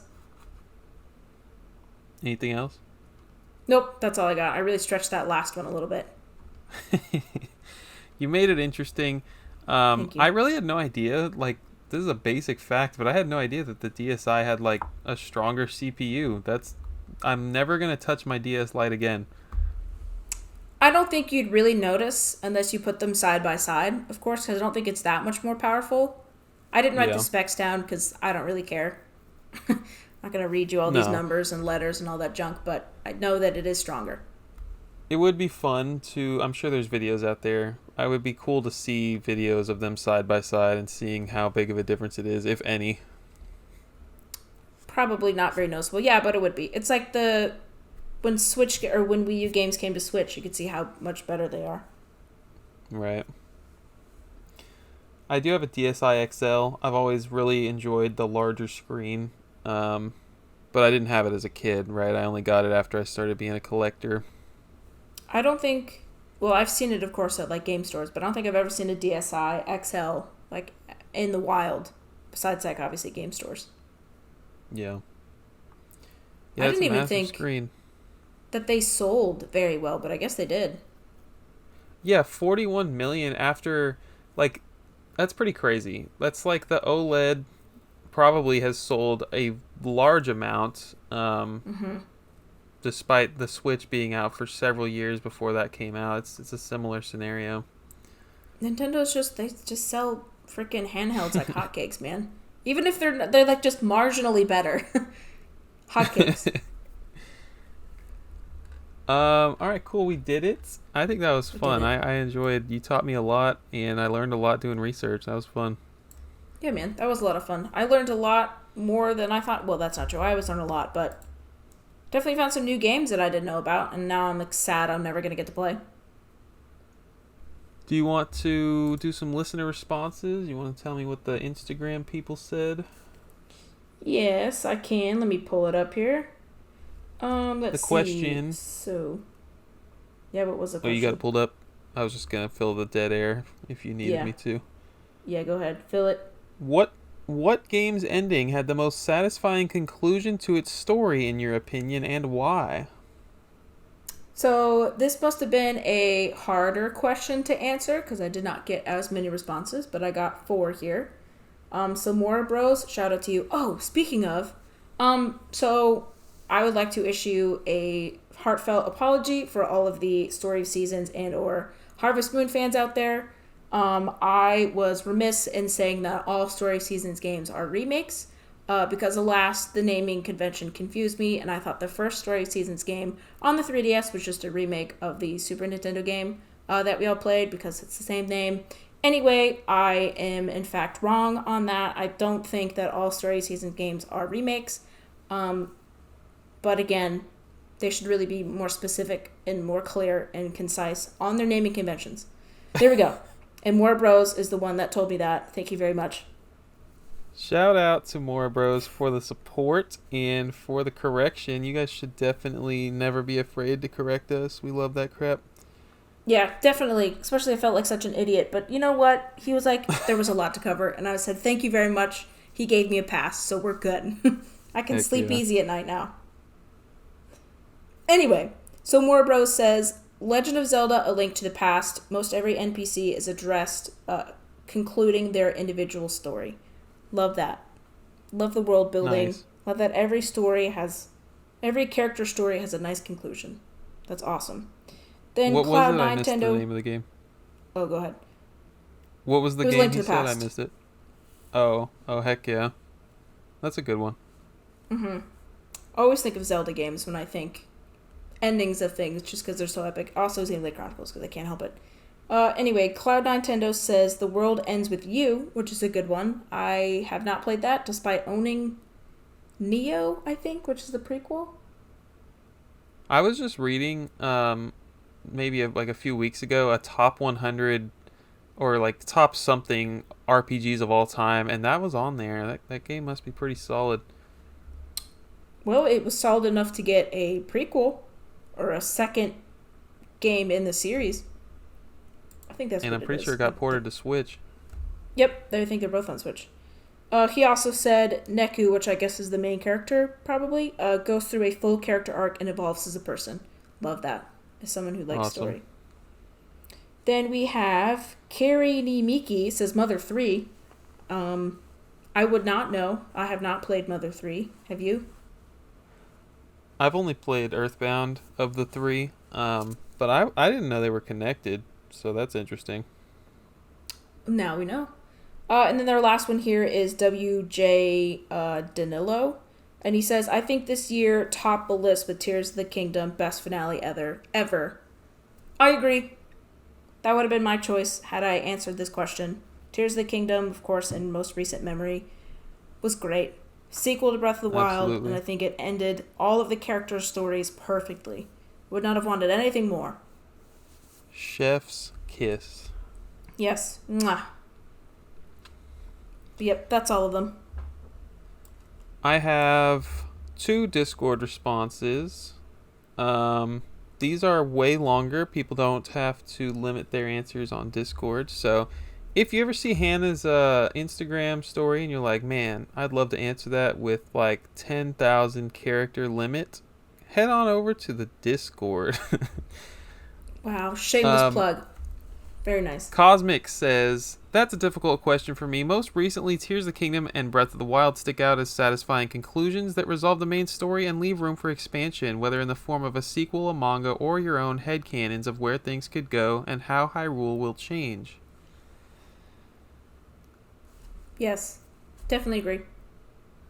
I also love the ending to Persona 5, but I think, and maybe this is just me, that the endings can sometimes be the least memorable part of a good game.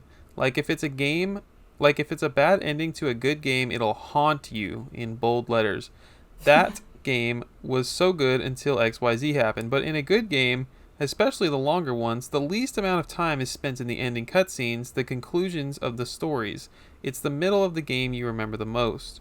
Sounds like you with Xenoblade and dragging on the ending of everything you play.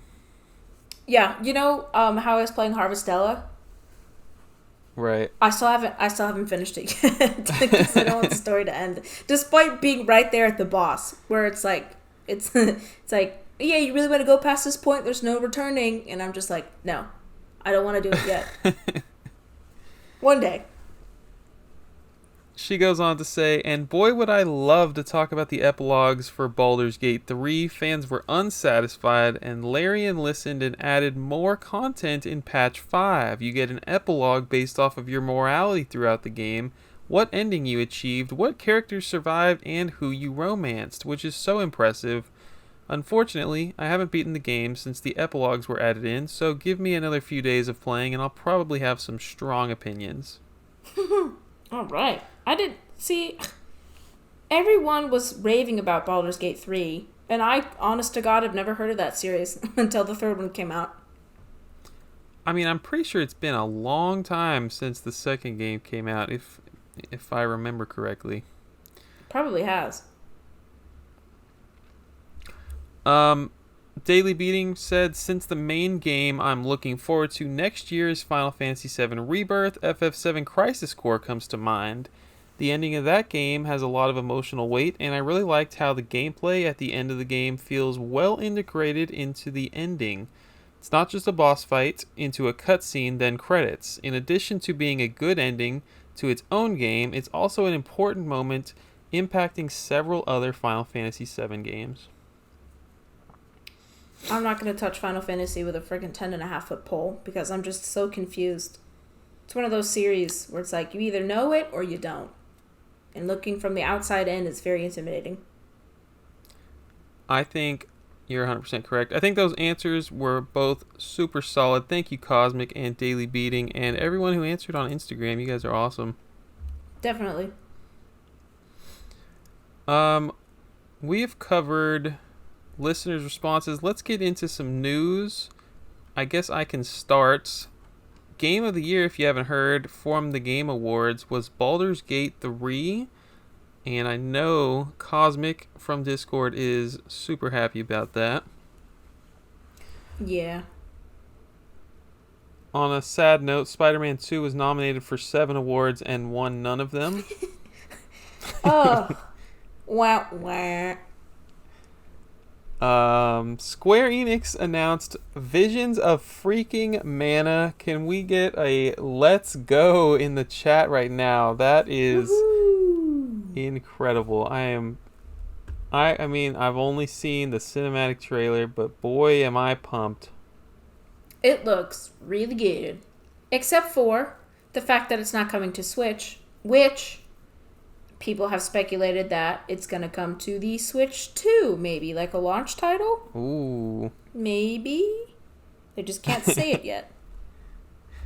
I'm surprised how many people actually like give a dang about this game. I don't know if it was just like a really impressive trailer or if people just, I don't know, maybe people just love Square Enix in general now, and maybe that's why they're pumped for it. But whatever, man, let it sell well so we keep getting Mana games. Yeah, what are you complaining over there?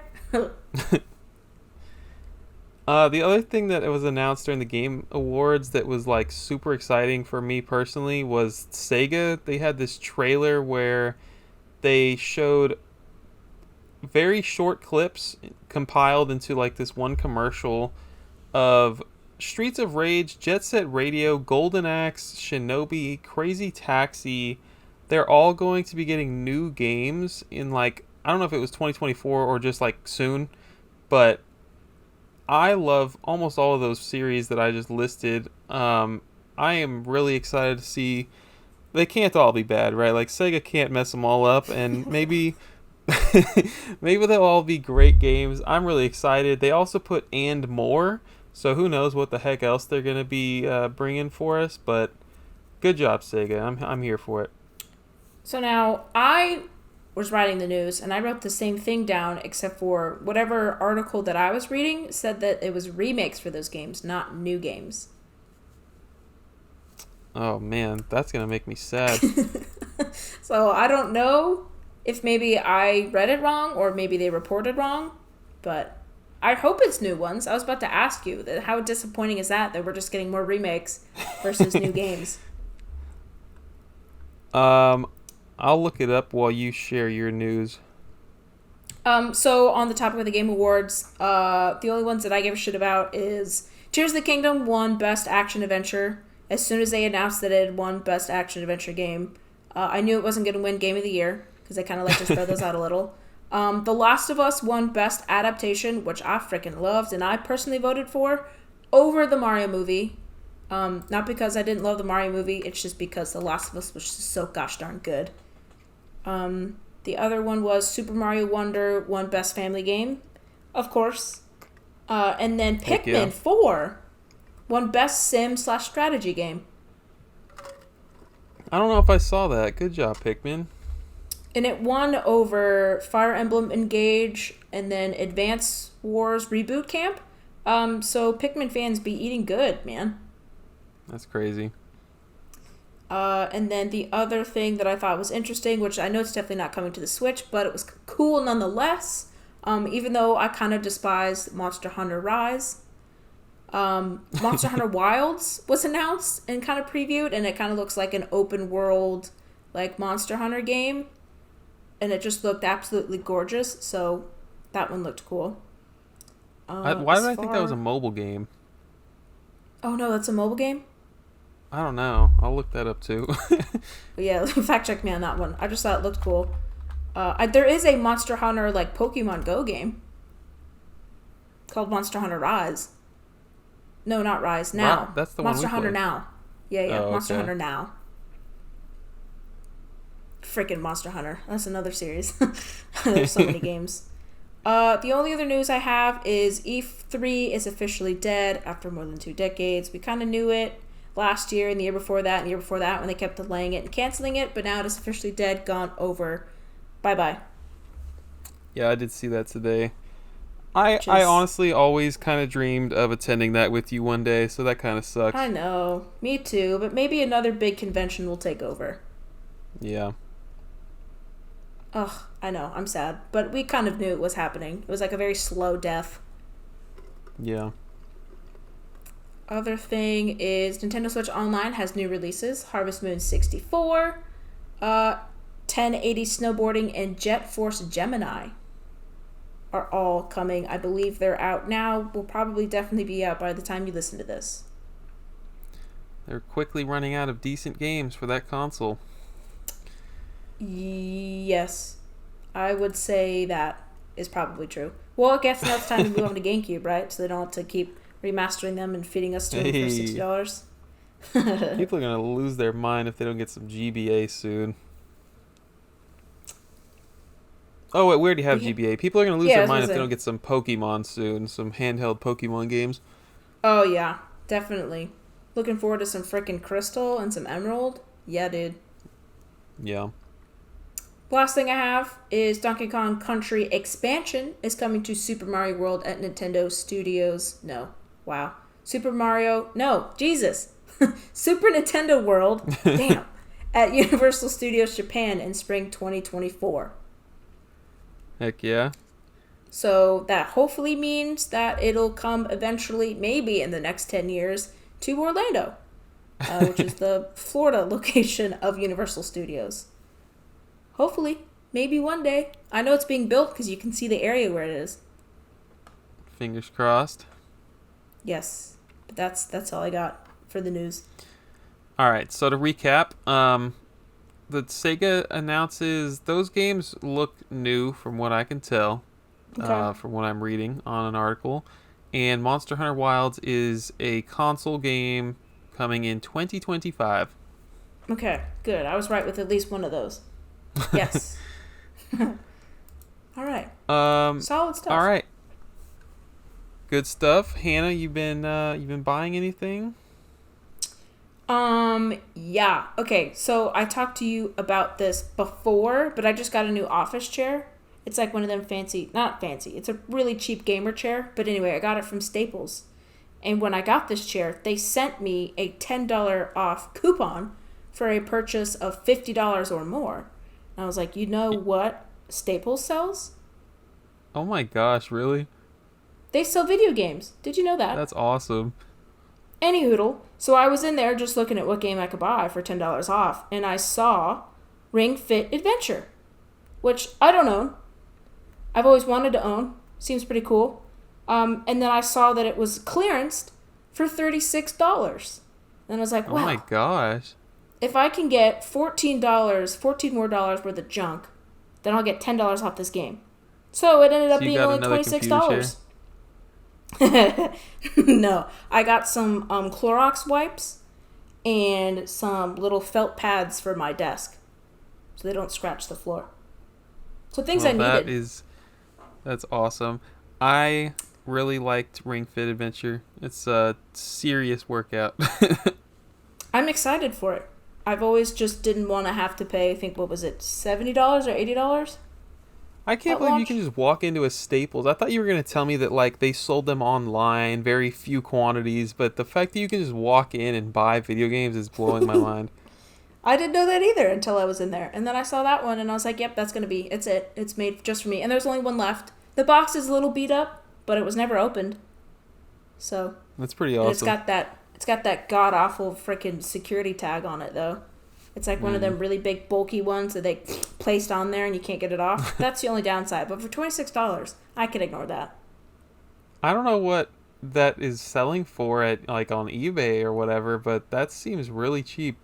Like Way more than remembering COVID, $26. that game was like in demand during COVID. Gotta work out. Can't go outside, can't do anything. Gotta get my workout in. And then the other things I bought, I believe, is just It Takes Two, which is the EA game, the cooperative Yeah. game, I believe. That was on sale, and that looked fun, so I bought it. That game is fantastic. Yes, so I've heard. So I'm very excited. Didn't it And get that's Game of it. the Year? I'm pretty sure it did. Game of the year or like multiplayer game of No, the year or something? pretty sure it was a big deal when it was the Game Awards Game of the Year. Dang, maybe you're right. I don't know. I kind of blinked out. Or maybe I'm wrong and more bros can hit us with that correction. Yeah, hit up Christian this time though, not me. I bought a couple of GameCube games. I bought that insanely expensive NCAA game on GameCube. I was just like sitting down. I hope everyone had a great Thanksgiving. I was sitting down, stuffed to the rim, or to the brim is the word, with pie and turkey and everything else. And I was just like, I got an eBay notification, pulled out my phone. I was like, yeah, I'll bet on that. I'm probably not gonna win. And it didn't even hit my max bid, and I won. I was like, all right. Now I gotta pay for this, I Dang. guess. Santa is real. He's looking after you. So I got that, and I got so my uncle is moving to the Philippines, so that's a thing. But Whoa. he asked me to buy him a PlayStation 3. And honestly, I know people hate on this website, but when it comes to like buying a console, which I don't do often, like an older console, because I've got everything, right? Like I don't have to buy consoles. I'm just constantly buying games. But when it comes to buying a console, it's like I went to dkoldies.com and I just like bought a PS3 and like games for like $2 a pop. Like the games are dirt cheap and they're like quality games, and at least if you buy a console from them, you know it's gonna work and everything, and you get like free Right. shipping and it's clean and there's a warranty.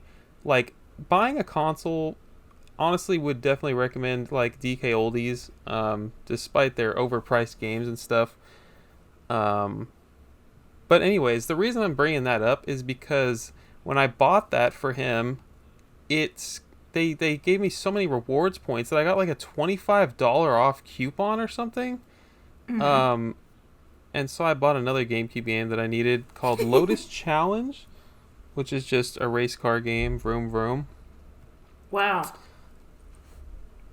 And I think that's it. Oh, actually, I have one sitting right next to me. I got this game on PS3 called Heavy Rain. Have you ever heard of this one? Nope, probably not. Apparently, it was pretty like prolific for its time as far as like being able to choose the ending to your game. That's what someone in my Discord told me. But yeah, that's just like a PS3 exclusive game that was like super cheap on eBay. I figured why not? I will grab that. Huh. Interesting. Never heard of it. Probably never playing that. What have you been playing lately, Hannah? Well, RuneScape. And then after that, I play some more RuneScape. And then when I wake up in the morning, I play some more RuneScape. No, nothing. At the moment. I have not. Well, that's not true. Oh my god, I'm a liar. So, nothing at my house. Here we go. But me and my friend were playing Lovers in a Dangerous Space Time, which Yeah. is the cooperative one. You're like manning a spaceship and you're shooting enemies and stuff. That one was fun as shit. We just finished that one. Really, really difficult with just two people, though, I gotta say. We had to recruit somebody else, one of my other friends, to kind of help us beat it. Because some of those boss fights are freaking brutal. But that one is rather enjoyable. I love that one. I would definitely That's say awesome. I'm gonna have to play that. probably top 10 kind of cooperative games that you can play. And you like, it's easy for even non-gamers to pick up. Even though I think I Yeah. might consider my friends gamers at this point because we always go over there and just play Switch games. Mostly Jeopardy, but sometimes we play Heck Mario yeah. Kart. That one was really, really fun. I would suggest that one if you're looking for a cooperative game to play on the couch. Always looking for more couch co-op games. That was fun. And that's it. Well, very cool. Um, I have no doubt that like a bunch of listeners are definitely playing RuneScape, so you don't have to feel, I don't know, judged by me because everyone else out there is feeling it, I'm sure. Okay, well, if you want to add me, I'm catlover3013. Be my friend. I actually did something crazy. I started Final Fantasy VII for the first time in my life. My first Final Fantasy game. The original one? Like the PS1 version? Yeah. Wow, look at you. And I only got like an hour in, and I think it was just like really late that night, and I turned it off. But honestly, very cool. Very impressed already, just from the first hour. The cutscenes are very cool. Um, just you get dumped with a lot of story right off the bat, and like I'm Love already it. interested in the story, so it's gonna be a good time. Definitely gonna see You're this one through. you're interested in the story? It must be one heck of a good story. Is it You're turn-based? I rubbing feel off like an on idiot me. for asking. Yeah, it's turn based. Bummer. That's okay. So we shall see how that goes. Sure you'll hear me talk about it in future episodes. This new game came out a few weeks ago. I think it was like the first week of December. Um, SteamWorld Build just came out on all consoles, and it came to Game Pass. And my friend was telling me like, my friend Daily Beating listened to the last episode and how I was talking about 2 Point Campus being like I was talking about 2 Point Campus because it was like I said I really like the management genre when we were talking about that, and he said, "Hey, this game SteamWorld Build is coming out. It's coming to Game Pass. You should give it a shot." And I watched the trailer. It looked pretty good. Um, Turned it on, and it's just like I got so hooked on it. Like so, I played Final Fantasy VII, and then this game came out, and then I played it to completion, and I beat that game this past week. It What? was so freaking fun. My goodness. So it's clearly not a very long game. Yeah, it's probably less than 20 hours to beat. It was a blast. If you like management games, I really freaking loved it. What do you do in management? Like I know managing obviously, but like what specifically in this one? In this game, you are tasked with making a town for people to live in. So the end goal of the game is to find 6 pieces of a rocket ship and get off this planet before it explodes or whatever. Um, Oh, nice. Super light on story. There are cutscenes, but whatever. You make a town, and you have a town full of like engineers and like regular working class people, and then like uh, aristocrats. What is that the right word? Aristocrats. Yeah, You have like crats. higher class people, and then you finally have scientists, and then yeah, so you got like these 4 levels of like working class people, and you have to build all the buildings that they need to survive, and all the buildings that they need to like not just survive but thrive. So you have to make them happy. So you have to build. So they're all robots because that's the Steam World like thing. That's their theme, I guess. Right. Um, and so like the working class people, they have to have their cactus juice available or whatever, and so you have to make sure that there's like a bar open where they can always go get their cactus juice. And then um, you have to make sure there's a store, you have to make sure there's a warehouse so they can put all this stuff and like all kinds of things, just to make a functioning society. And there's all kinds of challenges along the way, but what actually sets this apart from the typical management sim, or what I don't know what a management sim is, but the typical management game is it's actually got like some dungeon crawling aspects in it. Um, so you actually get to go underground, 3 levels deep underground, and each level has like these dungeon or like caves to explore.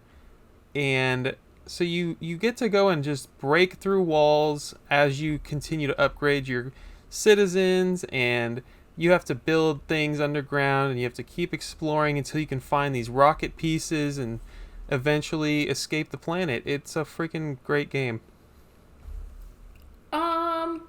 I could probably vibe with that for a little bit. I don't know if that's my genre, but you made it sound interesting enough. Appreciate that. You're welcome. So yeah, I'm so glad you asked, but that's what I've been playing.